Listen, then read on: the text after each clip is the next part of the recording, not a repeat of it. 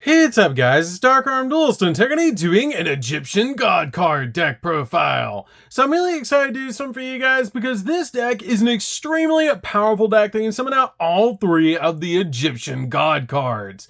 So without further ado, don't forget to like, comment, subscribe, hit the bell in there so you can come part of the notification squad, and definitely check out the Patreon down in the description below for all those awesome rewards. Like getting your name description for every single video, getting assigned cards in the mail, and even getting to request a deck profile every single month to your Patreon. So without further ado, let's get straight on into this. So first off, we're playing a single copy of Slifer, the Sky Dragon.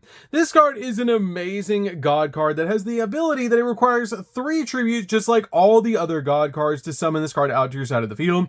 And when this card is normal summon, cards and effects cannot be activated, and once returned during the end phase, if this card was special summon, send it to the graveyard. This card gains 1,000 attack and defense points for each card in your hand, and if a monster is normal or special summoned to your opponent's side of the field in face of attack position, that monster loses exactly 2,000 attack points. Then, if its attack is reduced to 0, as a result, destroy it, which is an extremely powerful effect just to be able to control the board with Slifer, the Sky Dragon.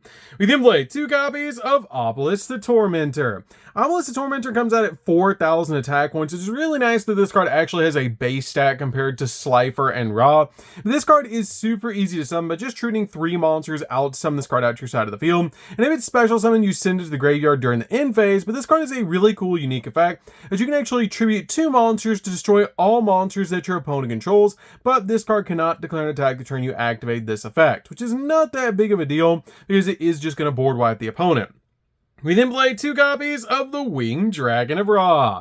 The Winged Dragon of Ra is really good as a 2-of-them build because this card can come out absolutely massive. This card is ability cannot be special summon, requires 3 tributes to normal summon. This card cannot be normal set. This card's normal summon cannot be negated, and when normal summon, other cards and effects cannot be activated. And when this card is normal summon, you can pay life points, so you only have 100 left, and this card gains attack and defense equal to the amount paid for this card's summon, and then also you can pay 1,000 life points to target 1 monster on the field and destroy that target. This card is amazing because it can easily come out with 7,900 attack points. With other cards in the deck, you can make this card absolutely massive to be able to help you OTK. I feel like this is the perfect ratio for the different god cards in the deck, playing a single copy of Slifer, 2 copies of Obelisk, and 2 copies of Ra.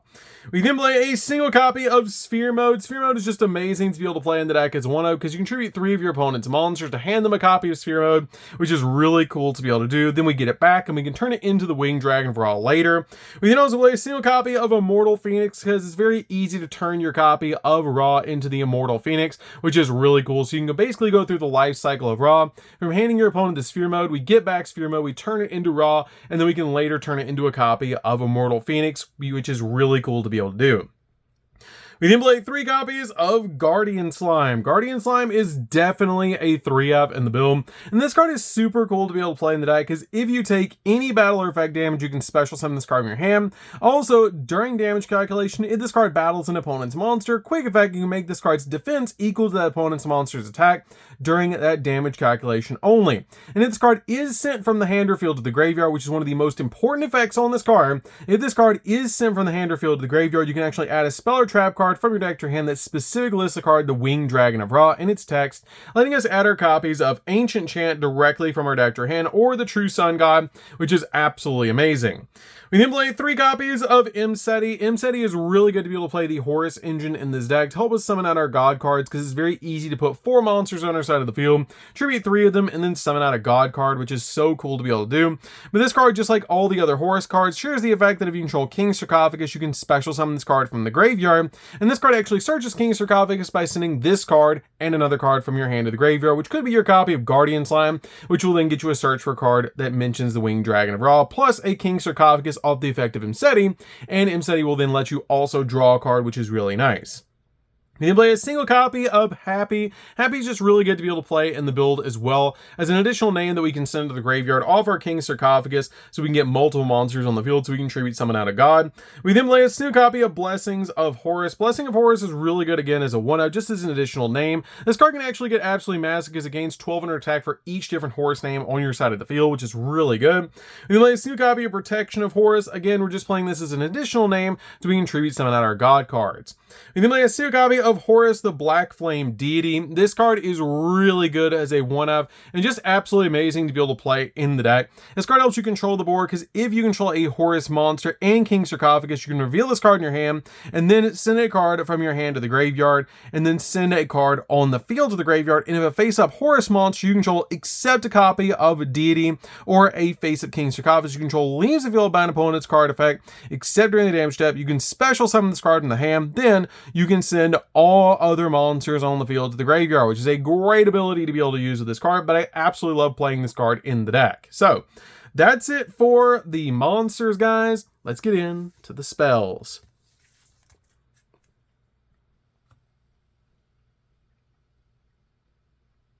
So for the spells, we're going to start with 2 copies of spell card Soul Exchange. This card is really good in the deck as a 2-of to help us tribute summon out our god cards by using our opponent's monsters to actually tribute summon out our card. This card is very similar to another card, Soul Crossing, which is really interesting because this card is the ability that immediately after effect resolves, you tribute summon a monster and then you can tribute monsters your opponent controls even though you do not control them, but it cannot be tributed this turn. And if this card is sent from the field to the graveyard, your opponent can apply this card's preceding effect, meaning they can tribute summon as well, but they won't be able to tribute summon the god card we actually summon out to our side of the field, which is very cool. We then play 2 copies of the True Sun God. True Sun God is really good because this card actually searches out our copy of Ancient Chant and helps us through the life cycle of Ra, because when this card is activated, you get to add the Winged Dragon of Ra or a card that mentions it from your deck to your hand, which you're always adding Ancient Chant off this card's effect. But this card also has a really cool ability that other monsters, has the ability also that you can add that card from your deck to your hand, except the True Sun God, and monsters except the Winged Dragon of Ra cannot attack the turn they were special summoned. This card also has a really cool ability that once per turn during your main phase, you can send this card from your field or the Winged Dragon of Ra Mortal Phoenix from your deck to the graveyard to send the Winged Dragon of Ra from your monster zone to the graveyard, which will then in turn let you summon out your copy of Immortal Phoenix, which is great. We then play 3 copies of Ancient Chant. Ancient Chant is definitely a 3-of to help us search out the Winged Dragon of Ra. This card also gets an additional tribute summon of the Winged Dragon of Ra. And when you tribute summon using this card, Ra will actually gain the attack points of the monsters that you do tribute summon, which is great to be able to do to make Ra absolutely massive, because it will gain the amount of life points you paid and it will gain the attack points of the 3 monsters that you tribute, which is really cool. You'd have to banish it for that extra tribute summon, but that's not that big of a deal. You can play 3 copies of the Breaking Ruin God. Breaking Ruin God is really cool as a 3-of to help us summon out our copy of Obelisk. This card has the ability that activation of this card or its effects cannot be negated, nor can its effects be negated. It lets you special summon an Obelisk, a Tormentor, from your hand or grave, and if you do, it's unaffected by your opponent's card effects this turn. And if you tribute 2 monsters, 2 or more monsters that you control at the same time to activate your card or effect, meaning the effect of Obelisk, while you control an Obelisk, a Tormentor, banish this card from the graveyard to banish all monsters at your opponent's graveyard, and if you do inflict 500 points of damage to your opponent for each, which is going to do a lot of burn damage to the opponent, so we can basically go in for a game, which is really good. We then play 3 copies of the level 10 draw spell. We do play a lot of level 10s in this deck, so this card is really handy in this build, just to always dig into the deck for the exact cards that you need.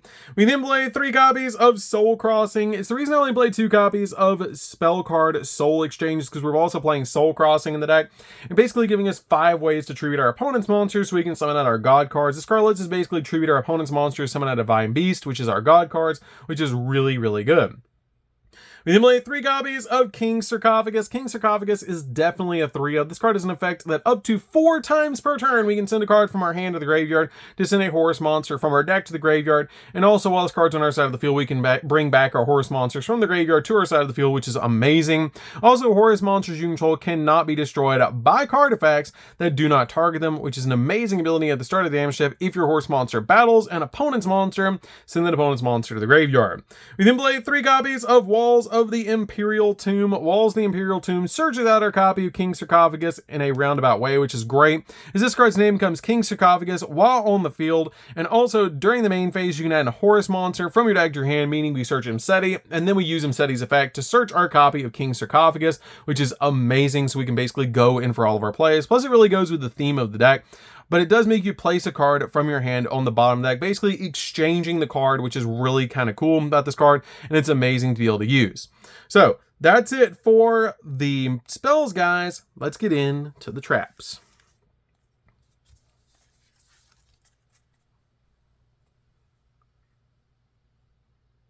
So for the traps, we're going to be playing just a few, starting off with Soul Energy Max.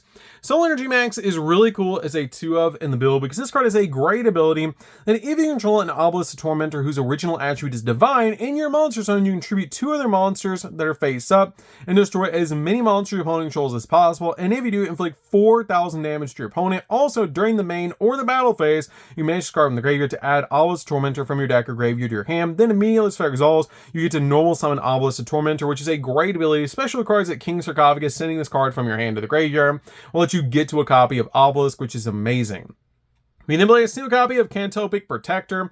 This card is really good just as a 1-of in the build to work with our Horus cards, because once per chain, when your opponent activates a card or effect, you can special summon a Horus monster from your hand or graveyard, but the rest of the turn, you cannot special summon monsters with the same original name by the card effect of Cantopic Protector, but it's great to help you swarm the board, so you can summon out God cards to your side of the field. So, that's it for the main deck, guys. Let's get into the extra deck.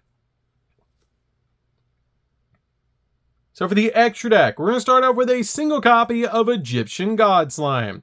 We summon this card out by sending our copy of our Guardian Slime from our field to the graveyard. We can easily summon this card out, but this card can count as 3 tributes for one of your God cards, meaning you only have to tribute this card, making it super easy to summon out the God cards using this card. We play a single copy of the Zombie Vampire. Zombie Vampire sends 4 cards from both players' decks to the graveyard off the top. Then we get to special summon a monster, which is a pretty cool ability, but it helps us get cards into the graveyard, which is really nice. One copy of Coach King. Coach King lets us draw 3, which is really nice, and for every single monster we draw, we reveal it and then basically inflict 800 points of damage to the opponent. But this card helps us dig into the deck for the exact cards that we need so we can summon out our God cards.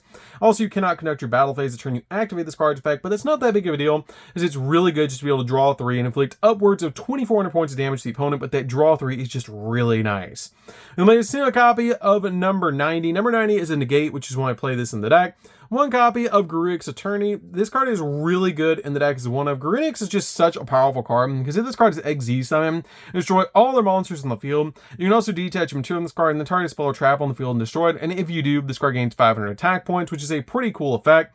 We made a single copy of number 97. Number 97 is really good in the build as 1-of, because it lets you summon either number 38 or number 100, and number 100 comes out absolutely massive. If you summon number 38, it is a spell negate, but you can summon just number 100 and basically bring out a 9,000 attack point monster, which is really cool to be able to do, just to basically go in for game. We made a single copy of Gustav Max. Gustav Max is really good for that extra 2,000 points of burn damage, because all the God cards are level 10, so you can basically overlay for this card just in case you need to.